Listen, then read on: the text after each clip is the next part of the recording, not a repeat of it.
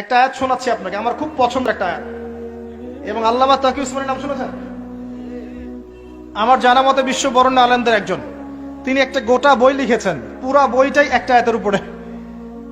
বইটা পড়েন, আপনার কাছে মনে হবে বইটার প্রতিটা কথা আপনার জন্য লেখা হয়েছে। তাসকিয়া, আত্মশুদ্ধি, আত্মশুদ্ধি ও তাসাউফ। ওই বইয়ের প্রথমে টাইটেল, একটা হেডলাইন আয়াত আছে, ইয়া আইয়ুহাল্লাযীনা আমানু, হে মুমিনগণ, আলাইকুম আনফুসাকুম, নিজের নফসের খবর নাও। আগে নিজের নফসের খবর নাও, নিজে ঠিক হও।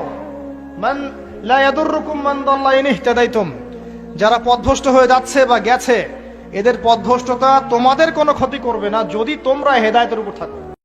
চোখের যে জেনা হয়, আপনি নাটক, সিনেমা, ফিল্মের বিভিন্ন ক্লিপ, ইউটিউবে, ফেসবুকে যেগুলো সারাদিন দেখেন, এই ভিডিও ফুটেজগুলো, এই ছবিগুলো আপনার ভেতরকার ইমানের উপরে একটা স্তর সৃষ্টি করে দেয়, ইমানের উপরে আবরণ সৃষ্টি করে দেয়, আপনার ইমানের উপর একটা প্রলেপ ফেলে দেয়, যার ফলশ্রুতিতে আপনার ইমানটা তাজা থাকে না, এটা নষ্ট হয়ে যায়। একটা সময় আপনি হারাম থেকে বাঁচতে পারেন না। অতএব চোখের গুনাহ থেকে বাঁচার জন্য এই মোবাইলের মধ্যে ক্লিনিং অপারেশন চালাতে হবে। মোবাইল থেকে হারাম জিনিস সব ডিলিট করতে হবে এবং আমার ফ্রেন্ড লিস্টে, ফেসবুকে বাজে জিনিস আসে যার আইডি থেকে, সবগুলাকে ব্লক লিস্টে ফেলতে হবে আমার নিজেকে বাঁচাবার জন্য, এবং হারাম জিনিস দেখা থেকে বাঁচার জন্য সকল প্রকার ব্যবস্থা গ্রহণ করতে হবে। চেষ্টা করবো তো ইনশাআল্লাহ।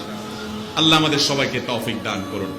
মেরাজের রাতে আল্লাহর হাবিব সাল্লাল্লাহু আলাইহি ওয়াসাল্লাম দেখলেন কিছু লোক লাহুম আযফারুম মিন নুহাস, তামার আগুন দিয়ে নখ বানানো, নখর ধারালো, ইয়াখতাশুনা বিহি উজুহাহুম ওয়া সুদুরাহুম, তারা তাদের নখ দিয়ে জাহান্নামে নিজের গালের গোশতগুলো, বুকের গোশতগুলো ছিঁড়ে ছিঁড়ে খাচ্ছে, আর তাদের ব্যথা যন্ত্রণা দেখে পুরো জাহান্নামের অন্য লোকরা থারথার করে কাঁপছে।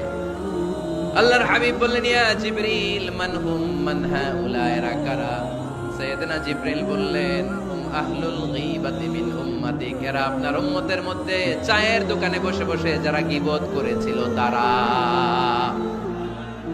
এজন্য কোন মুমিন গীবত করতে পারবে?